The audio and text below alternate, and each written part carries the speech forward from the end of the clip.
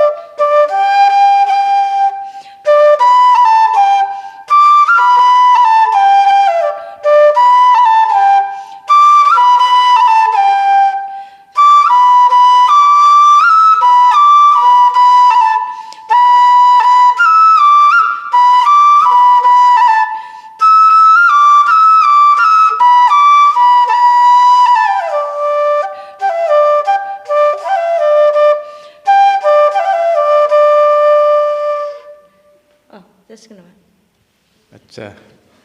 माने बुंनो राव गैया जाहैदों आंहा बे बागुरुम्बा मेथाइखौ खोनाबा आङो माने बा एफाग्राब माने जोंनि बर' हारिनि गेजेराव बेबादि हारिमुनि देंखो दङ बागुरुम्बा होननाय मोनसे कृष्टि दङ एकदम माने गावखौनो माने बावलाङो आरोखि दा बे बेलायाव बागुरुम्बाखौ खोनानानै माबोरै मोनखो नोंथाङा फारागथि एसे माबाफोर नुनो मोनदों नामा जोंनि बेखौब्ला आरो बड'लेण्ड एरियानिफ्राय बे बिथिङाव दा बुंनो थाङोबा फारागथिथ' बेबायदि बिराद गैसोआ माने मोनसेल' फारागथि दङमोन आगोलाव नाथाय बेखौबो रायलायनायनि गेजेरजों स्र' खालामनाय जाबाय दा स्र' खालामनायनि उनाव फारागथि गैया होनजायो आरोखि थेवबो आगोलाव जेनेबा जोंनिया बिथाङा दामनाय जे हाइ लोगो होननाय मोनसे बेल' गैयामोन जोंना दा जेनेबा बेबो थासिगोन आरोखि रायलायनायनि गेजेराव माने जोङो बर' साहित्य सभा दुलाराय बर' साहित्य सभा आरो दुलाराय बर' हारिमु आफाद आरो लोगोसे गवालपारा जिल्लानि बर' सुबुं हारिमु संरैखा आरो जौगाथाय आफाद बे मोनथामा लोगो नांनानै सावरायमेलनि गेजेरजों वार्कशपनि गेजेरजों बेखौ थि खालामनाय जाबाय आरो देंखोनि बेलायाव आरो दामनाय औ औ नंगौ थ' जिखिनि दामबाय जोबोर गोजोननाय मोन्दों जोबोर मोजां जादों गोदै जादों खोनासंनोथ' माने जिखौनो दामो बेखौनो खोनासंनो लुबैयो आरो बिनि उनाव जोंहा गोबां दंबावो नोंथाङानो बुंदो माखौ लुबैयो दानो आंना गिलु बालु सोंलुआ माने सोंलुआ ओरैबायदि गिलु बालु जाय दाहाल थुंग्रि नङाबा जों बड'लेण्ड मोननो हाया नंगौना दे बे दाहाल थुंग्रिनि गेजेराव दुंब्रुद थैनि मोनसे बोहैनाय बर' हारिनि गेजेराव सोमजिबोदों बर' आन्दलननि समाव दे बे गेजेराव जोंखौ जातिखौ बबे कृष्टिया जोंखौ माने गोसोखौ जौगाखांहोयो आरो जोंनो गोहो होयो जुजिनायनि थाखाय दा बे बेलायाव रुnsundri मोसानायखौ नुयोबा आरो रुnsundriनि देंखोखौ खोनानो मोनोब्ला अब्ला जोंनि जाथिया आरोबाव खौसे जानो हायो बुहुम गोहो मोनखाङो बुहुमनि बर'फ्रा खौसे जानाय मोनसे खाबु मोनो दा बेखौनो आं एसे खोनासंनो लुबैदों रुnsundri मोसानाय रुnsundriया गिबियाव मोनसे आरज दंग्रोयो आं आरजनिफ्राय लानि बेखौथ' होग्रोनांबाय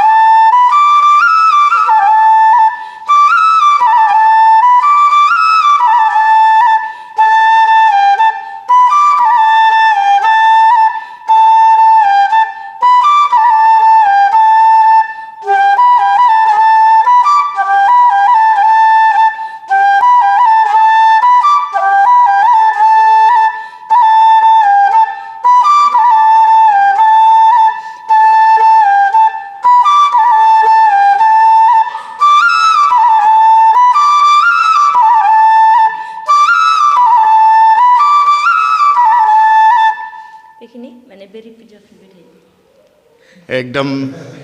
आं सानखांबाय माने जोंनि गेजेराव माने बड'लेण्डनि दावहाया दाबो जोबाखै नामाखौ बिदि सानबाय आरो नंगौ ना आदसा मा होनबाय नोंथाङा थुया गुदुं जाफैनो आरो जोंनि औ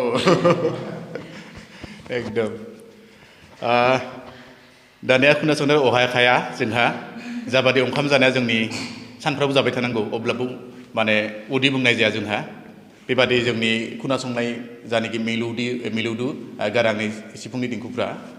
थिग बेबादिनो आरो गुबुन गुबुन रोखोमनि दामनाय आगजुफोर दङ बर'नि गेजेराव दा जोङो बेखौ दोनथ'बाय